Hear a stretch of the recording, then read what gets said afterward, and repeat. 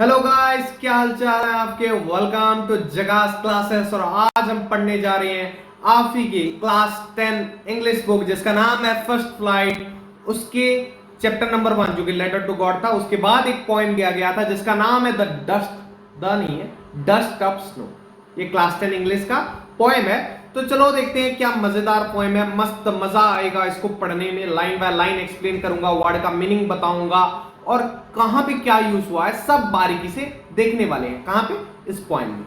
So let's move to the next slide. तो पहले देखो ये पॉइंट किसने लिखा है। तो जिसने लिखा है उनका एक नाम है रॉबर्ट फ्रॉस्ट। बहुत अच्छे पॉइंट है ये, पर यहां पे कुछ खास काम मतलब कुछ खास पोएम है नहीं, उतना डिफिकल्ट कुछ है नहीं। सर डिफिकल्ट पोएम अच्छा होता है नहीं, मतलब उतना कुछ खास एक्सप्रेस यहाँ पे उन्होंने किया नहीं है। वो जिस तरह के पोएट हैं, जिस लेवल के हैं, मीन्स इवन तुम हायर क्लासेस में भी उनके पोएम पढ़ने वाले हो, इंग्लिश के एक जाने माने पोएट हैं। तो देखते हैं चलो कि पहला, द वे ए क्रोक सुक down on me the dust of snow from a hemlock tree. ये पहला पारा था। तो द वे, तो पहले पोएम को बहुत बच्चे क्यों नहीं समझते हैं, क्योंकि उसके पीछे की कहानी जानना जरूरी होता है। वो राइटर किस मूड में थे, किस मूड में वो लिख रहे हैं इस कहानी को, वो एक टीचर बता सकता है, जो मैं तुम्हें अभी बताने वाला। तो ये पोएम जब पोएट लिख रहे थे रॉबर्ट फ्रॉस्ट, तो उस टाइम क्या वो सैड थे, दुखी थे, उदास थे, निराश थे।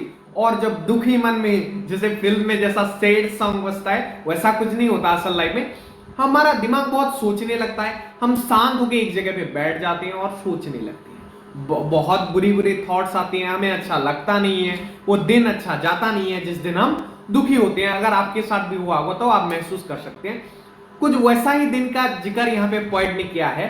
पर वो दुखी थे, पर एक छोटा सा इंसिडेंट जो तुम्हें मतलब वैल्यूलेस लगेगा, वो छोटा सा मामूली सा इंसिडेंट ने कैसा वो सैड मोड में जो थे, निराश थे, उससे उनके मन में, उनके मुंह में कैसे खुशियां खिल गया, उसके बारे में यहां पे डिस्कस करने वाले हैं।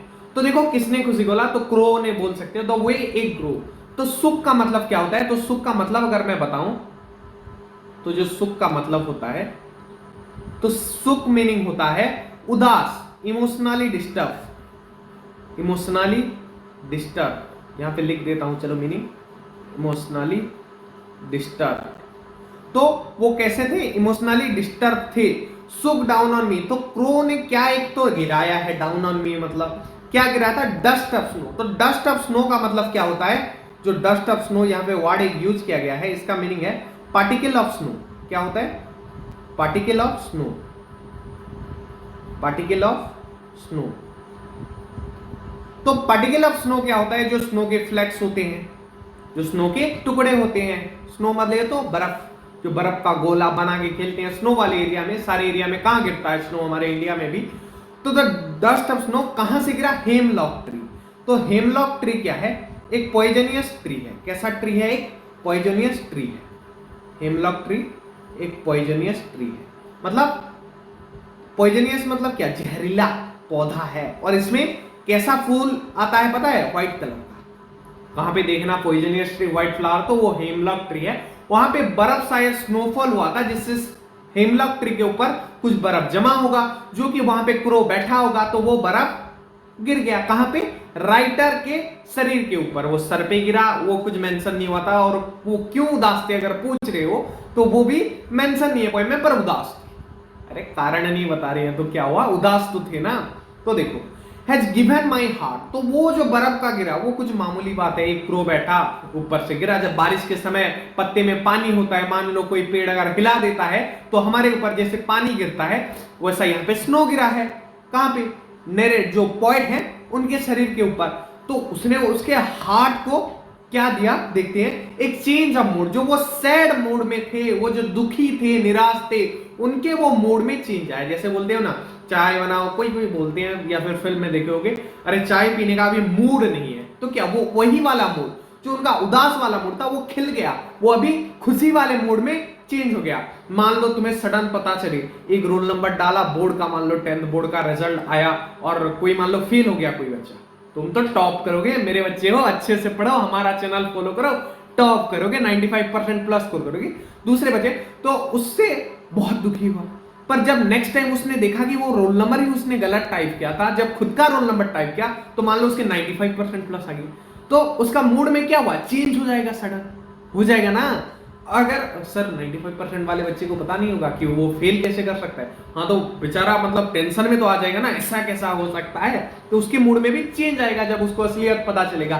वैसे ही जो पोएट के मूड में चेंज आया, क्यों, वो स्नो गिरा इसलिए उनको एक्साइटेड लग गया। मतलब अजीब सी बात है, हमें तो नहीं लगेगा सर, हाँ पोएट की बात है यार, ये लोग कुछ भी सोच सकते हैं, मीन्स कुछ भी बोले तो कुछ भी, इनका माइंडसेट ही ऐसा होता है, इसलिए तो ये पोएट है। और इनके जो लिखा हुआ पोएम तुम पढ़ रहे हो, तुम्हारा नहीं पढ़ते खुद का। हाँ तो देखो, and change a mood and save some part of a day, और वो जो मूड में चेंज आया, मान लो तुम दुखी हो, वो दिन अच्छा जाएगा कभी, वो दिन वेस्ट ही जाता है, उस दिन तुम्हारा प्रोडक्टिविटी लो होता है। मान लो तुम बहुत दुखी हो, तुम पढ़ सकते हो, तुम पढ़ के सब कुछ अच्छे से याद कर सकते हो, समझ सकते हो, अच्छा कोई कंसेप्ट नहीं समझ सकते, वो दिन बर्बाद हो जाता है। पर अब जो इनके मूड में चेंज आया, वो जितना दिन बर्बाद गया था तो गया था, पर जो कुछ समय भी बचा था उस दिन का, वो मूड चेंज की वजह से वो दिन उन्होंने अच्छे से यूटिलाइज किया, तो क्या हुआ, उनका टाइम बचा कुछ, and save some part of a day I had rued, तो पछतावा करके, रुइड मतलब तो रिग्रेट, रुइड बोले तो रिग्रेट, यहां पे लिख देता हूं, चलो क्या होता है रुइड का मतलब, रिग्रेट। तो वो जो पछता के वो दिन बर्बाद कर रहे थे, उसमें से कुछ पार्ट बच गया, क्यों, क्योंकि उनके मूड में एक चेंज आया। क्लियर, यही था रॉबर्ट फ्रॉस्ट का पॉइंट। मुझे नहीं लगता कि कुछ बच्चों को लगा होगा क्या आसान पोएम था, बहुत अच्छे मार्क्स आएंगे। हाँ पीवाईक्यू भी अभी देखेंगे, मत जाना वीडियो छोड़ के। और कुछ बच्चों को लगा होगा इस पोएम में ऐसा क्या था यार, तो ऐसा ही पोएम था, इतने इजी है, तो इसलिए तो मैं बोलता हूँ इंग्लिश में 95% प्लस।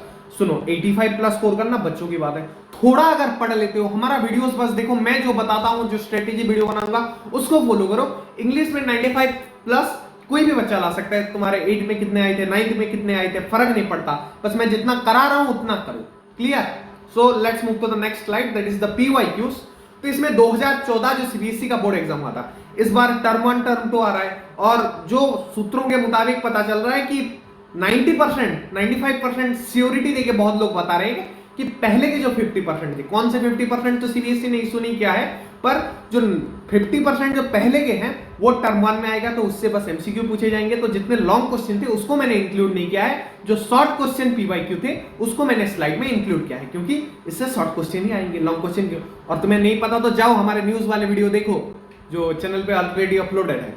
तो देखो कि एक शॉर्ट क्वेश्चन क्या है पहला, what do you mean by dust of snow. तो डस्ट ऑफ स्नो का मतलब तुम क्या समझते हो, मैंने पहले ही स्लाइड में लिखाया था। क्या होता है डस्ट ऑफ स्नो का मतलब, particle of snow.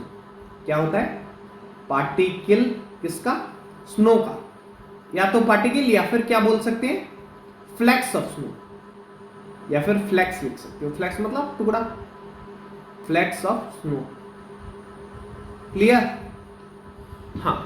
Next CBSE 2015 में भी इससे एक सवाल आया था ऐसे 1 मार्क का, how has the dust of snow affected, ये अफेक्टेड है, अफेक्टेड द पोएट। तो पोएट को कैसे उसने अफेक्ट किया, तो चलो इसको मैं सुधार देता हूं, अफेक्टेड द पोएट। तो पोएट को कैसे अफेक्ट किया, तो पोएट के मूड में चेंज आया, इट चेंज द, इसका आंसर क्या होगा, इट चेंज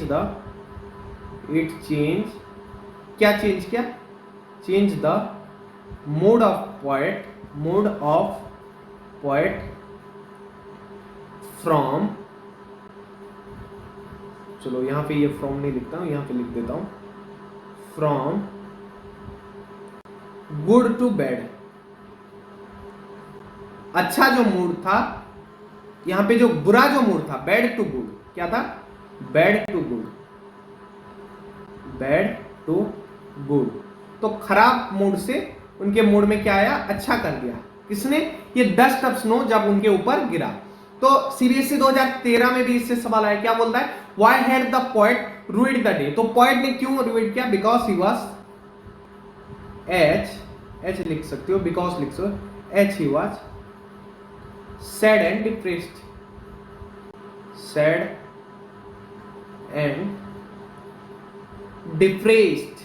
क्या सैड और डिप्रेस थे, कैसे थे, डिप्रेस।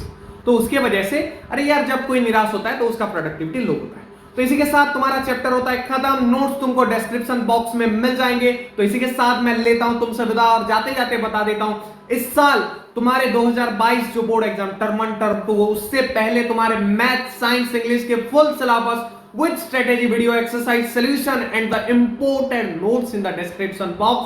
तो जाओ उसको सबको चेकआउट करो, अच्छे से देखो, रीडिंग लगाओ, घर में रिवीजन करो और बोर्ड एग्जाम में 95% प्लस स्कोर करो। यही मेरी दुआ है और तुम अगर मुझे अच्छे तरह से फॉलो करोगे तो मिलेगा भी तुम्हें। तो इसी के साथ मैं लेता हूं तुमसे विदा, मिलते हैं अगले वीडियोस में। तब तक पढ़ते रहो, झकास क्लासेस देखते रहो। जय हिंद, वंदे मातरम।